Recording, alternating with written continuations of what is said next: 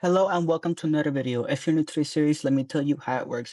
I listen to albums throughout the week, some new albums, some older albums, and I pick the ones I want to give my opinion on and review them in this video.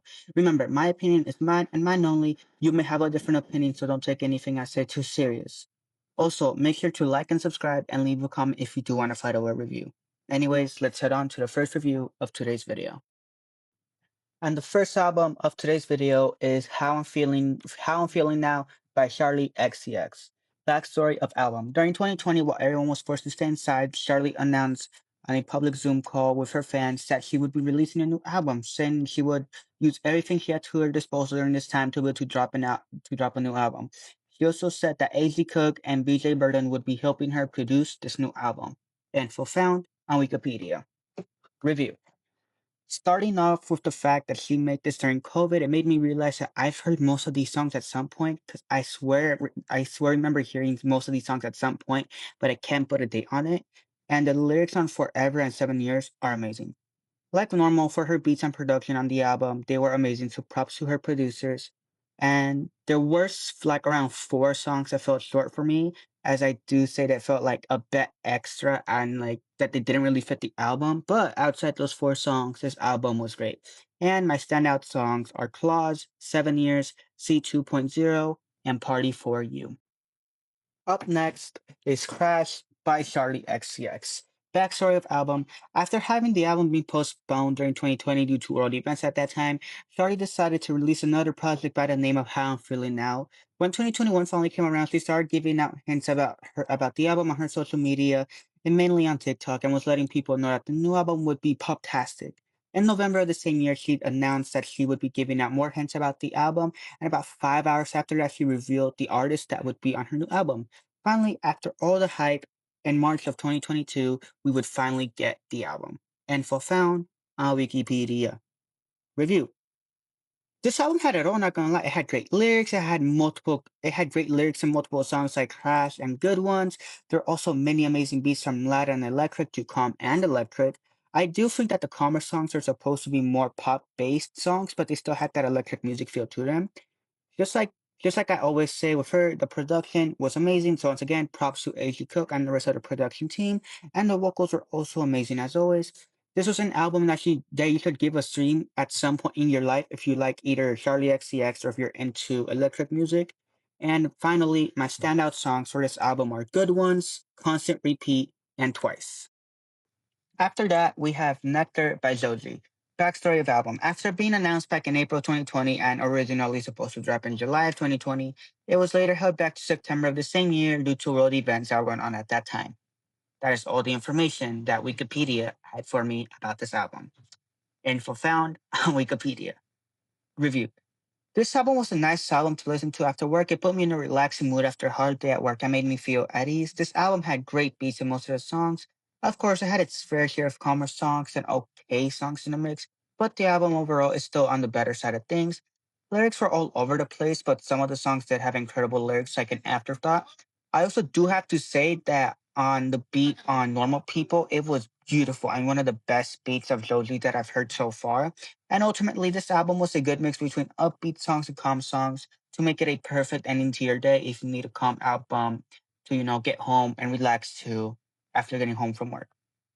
And like always, my standout songs are Sanctuary, Pretty Boy, and 777.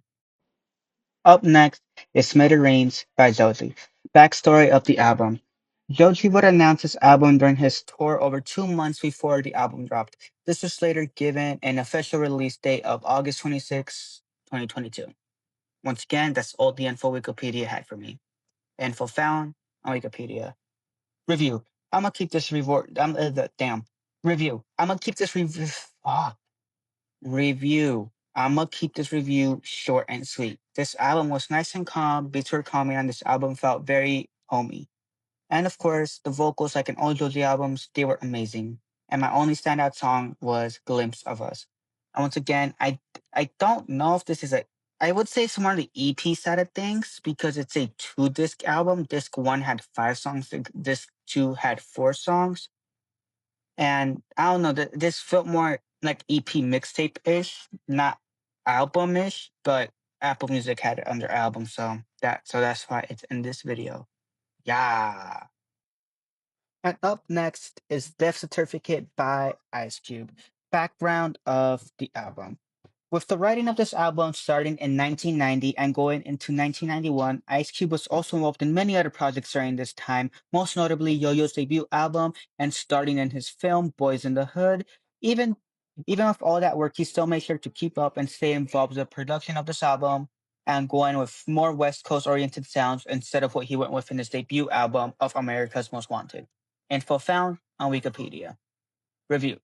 This album was another amazing project by Ice Cube. I can only imagine being an Ice Cube fan during this time period and being blessed by getting such a great album with such amazing beats. On the other hand, though, I can also imagine being a fan of the NWA guys and being mad, jealous, or sad that someone with such a great amount of skill left y'all and cooked y'all in this album. Most importantly, like in the last album, he also had songs that were story songs, and they were all amazing. And my favorite of these type of songs definitely goes to doing dumb shit. As well, this album was very nice with skits being placed perfectly around the album, which shows how well this album was produced. And I do feel that this album has held out perfectly to today's times. And for sure, this album is in the Rap of Hall of Fame if it isn't already. It for sure will be someday. And my standout songs are Black Korea and the best song from this album, in my opinion, and the one where the NWA guys got called out is the song called No Vaseline. Up next is SOS Deluxe Lana by SZA. After snippets of the SOS being found on her SoundCloud account long before this album officially dropped, there were many songs that weren't SOS that many of her fans wanted her to drop. But after asking her studio, they said no. After some time, though, she would eventually come to drop them in the album called Lana, aka the deluxe version of SOS. Now let's head on to the review. Oh, info found on Wikipedia. Now let's head on to the review. So to make things clear first, I'm only reviewing the Lana portion of this album. I already did the SOS part in last week's video. If I knew that both parts would be in, this album, I would have just reviewed this one, saved myself some time. We could have had a new artist, but I didn't know. But whatever. Anyways, to get things started, this album is a lot different but similar to SOS, which makes sense because it is sort of a follow up from her previous work. The beats were all calm, and the way the album was working is you get some calm, down to earth, homey type of vibes, and then you would also get some upbeat, calm type of songs to pick up the album a little bit. Production was also amazing, and I do think that this is one of her better produced albums that she has out so far. Lyrics are also amazing. I felt as if she was talking to a lover and to her mother in some songs. And there were also two standout features in Kendrick Lamar and Don Toliver. And y'all know I do not like Kendrick. I do not like him at all. So, as the two features I named, I think you know who I like more. And if you said Don Toliver, you're wrong, because Kendrick for sure had the better feature of the two I named. Lastly, the song PSA was a perfect song to end off the album as it was her just talking, well, it was a song, right? But like in the sense that she was just talking. And yeah, my standout songs are 3430 and BMF. And up next, and the final album of this week's video, and probably the album I was most excited for, is Octane by Don Toliver. This album was amazing. But first, we have to get to the backstory. Backstory of the album. During a performance at a nightclub called Time Nightclub in Costa Mesa, California, he said that he would be dropping a new album that same year, the year being 2025. He's saying he would drop an album, and for the fun of it, he would drop it again, or some shit like that. I don't remember the exact quote because for some reason they didn't write it down in the script. Anyways, during that year, he let Fault Magazine know that the album would be getting postponed until 2026. He never gave us a reason as to why the album was being postponed. Finally, though, as of January 26th, he dropped the official album cover, and hours later, he dropped the track list for the album, and a couple of days after that, we got the album. Info found on Wikipedia. Review. Like I said, this album was amazing. It was incredible. After all the pre-rollout work that was done for this album, we finally got the album. And we got to hear Don Toliver bless our ears once again. Did he? So? Did he? Did he actually bless our ears? Yes. Yes, he did. this album was as good as ASAP's Don't Be Dumb album. This album had zero skips, and every song felt special and perfect in this album. Don Toliver keeps up his perfect streak of never having a terrible album, and bro will stay like this for life if he stays on the right track. The beats and production were out of this world. The beats felt heavenly, and you just had to be paying attention the entire time you were listening to this album. All the features were amazing. And at the time of me making the script, I don't know who was on the song except for Travis. Oh, so at the time I wrote the script, I didn't know who any of the. I knew who the features were, but I didn't know who was on what song, except for Travis, because I'ma assume that a guy who signed under Jack Boys and then has some guy screaming, "It's lit." I'm assume it's Travis Scott. Followed by that, whoever the feature was on K9, they were amazing. And how about I look this up? Who was the feature? Oop. Oh my god, I can't spell chat. Featured on K9 Don Toliver. And it was Sash Sababi. Sababi. Sahbabii. And yeah, this album started off fire and ended in a much calmer pace. Lastly, let's talk about my standout songs, which just like Don't Be Dumb. It's pretty much every single song. So here we go. My standout songs are Body, Rendenovzovus, I don't know how to say that, Secondhand, Terrorismo, ATM, Rosary, Tuition, K9, Gemstone, TMU, Pleasure's Mine, and Sweet Home. And up next is everyone's favorite part of these videos, the standout albums of the week. And now for this week, it's actually a very, very rare occasion where only one album actually got album of the week. So there's another album that did get album of the week, but after I decided to give it a further review, I decided it doesn't really deserve to be on standout album of the week. Not that the album was bad. It's just I don't feel like it deserved to be standout album of the week, especially with the one I'm about to name. It just doesn't stand up, doesn't hold up. So for this week, it's only standout album of the week. Anyways, your standout album of the week is none other than Octane by Don Toliver. Like I said, this album was great. And what makes this even better is that Apple Music released it on time, meaning I didn't have to stay up to 1 in the morning like I did with Don't Be Dumb. I got to listen to this album at the same time as everybody else. This album was great. It was amazing. It goes to show that Don Toliver cannot make a bad album. He is gone 5 for 5, 6 for 6 if you want to count the the Donnie something album mixtape that he made. It was a great album, great time. And honestly, I don't think you can get better than this. Honestly, he's going to have a very tough time trying to make a better album whenever he does decide to drop next. And he's already confirmed that he's got more albums to come because he posted on his story a picture of his mom congratulating him. And he told his mom, saying, "Oh, there's a lot more where this came from." So whenever he does decide to drop next, it's going to be amazing. It's going to be even better. Whenever he does decide to drop next, I'll be right here reviewing it. Album was great, worth it, 10 out of 10. But But like I said, I do still have Don't Be Dumb by ASAP over it. It was very, very close, but I did eventually decide that Don't Be Dumb is just that much better than Octane. So it's currently Don't Be Dumb, like at least my list that I have. These are albums that I've heard that have come out in 2026. This isn't all albums that have come out in 2026. And my list goes, hold up. And my ranking so far for this year is Don't Be Dumb in number 1, Octane in number 2, Before I Forget in number 3 by La Kid Leroy, The Next Bus Stop by Music Man in number 4, and 656 by Rob Marciano in numbers 5. Right.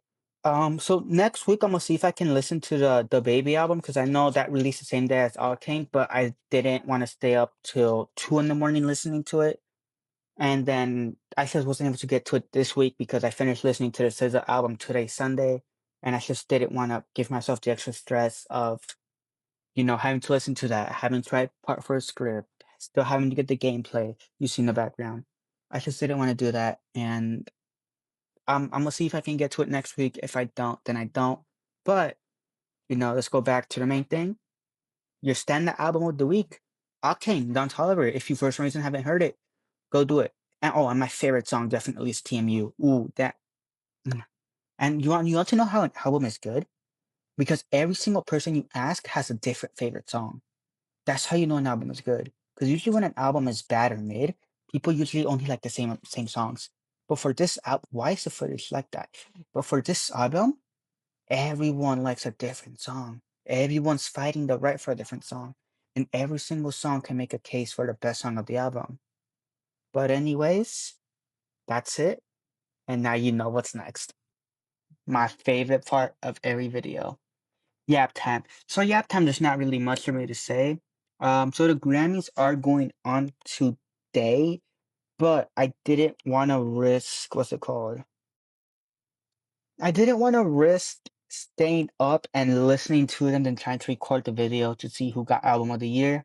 I do still think it should go to Chromacopia.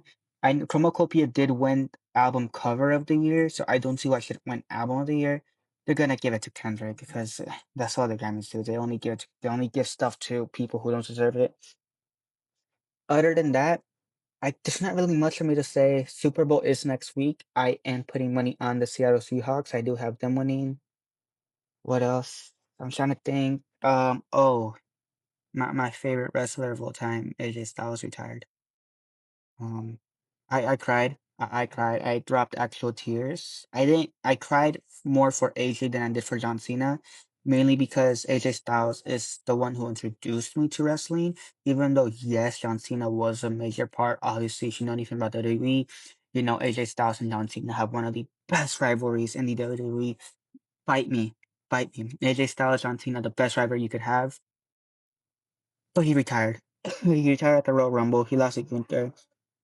Um, I don't know if I'll continue watching WWE going forward, mainly because maybe I'll just come back for like future retirements, like for The Miz, for Randy Orton, for Rey Mysterio.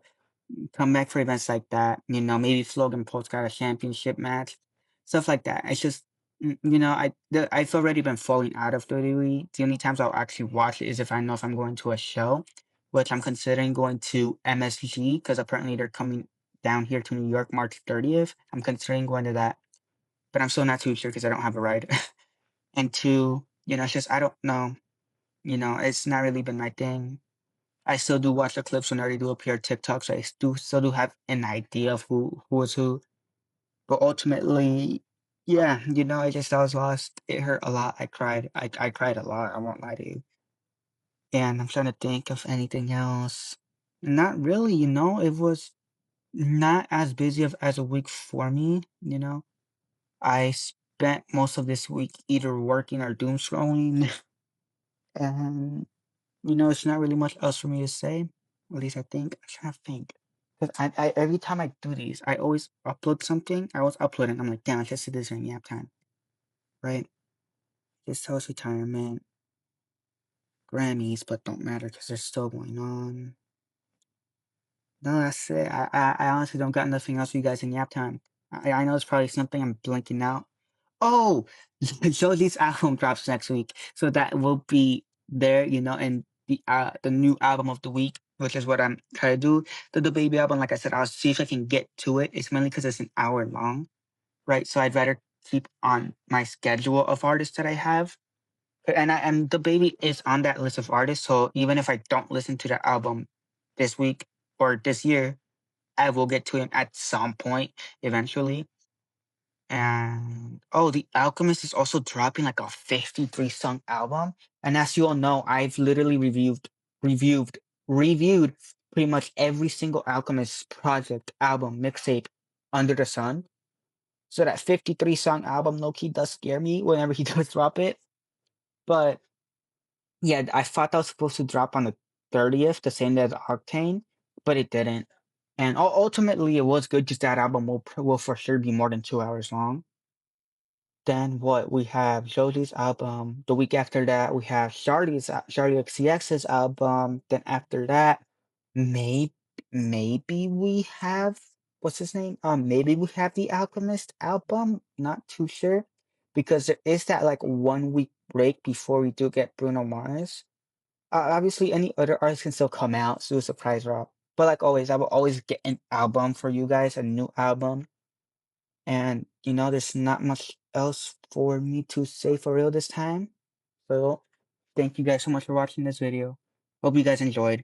Like, subscribe, comment, do all that shit.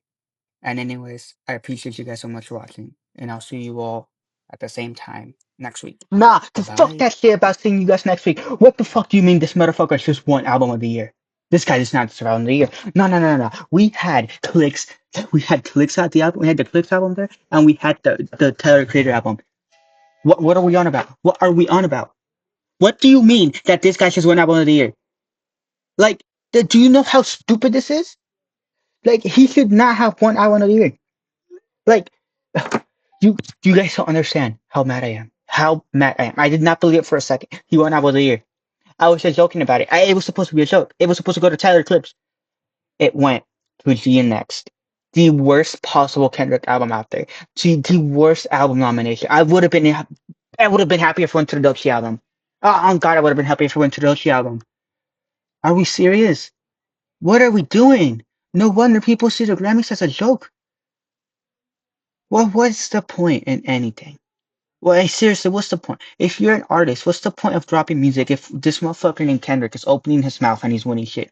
He doesn't deserve it. He quite literally doesn't deserve it. This is the one year where you had a Kendrick album nomination that did not supposed to win. It wasn't. You had Chromacopia. You had Let God Sort Him Out. You had the other nominations I can't remember right now. You had G and X win. Are we serious right now? The most undeserving album won this year. And honestly, I can't wait to see all the Kendrick haters saying because all they do is just bring up Drake, because that's all they do. They get mad when people bring up Drake for Kendrick stuff, but the moment anything Drake happens, they immediately bring up Kendrick. The, the Grammys are a joke. They genuinely are. They quite genuinely are. In my opinion, my opinion, album of the year goes to Tyler the Creator's Chromacopia. I don't care what anyone says. The Grammys are fake. The Grammys are horrible. They're always rallying people. This is quite literally. This might be worse than when Invasion of Privacy beat Astroworld all those years ago for the Grammy. The Grammys are a joke, and anyone who watches the Grammys is stupid. Stupid. Nah, cause now I'm even more mad. You had the Video Mama's Photos, UConn, the Clips album, the Lady Gaga album, the Tyler the Creator album, and you chose GNX. Sabrina Carpenter could have won the shit and I would have been happy.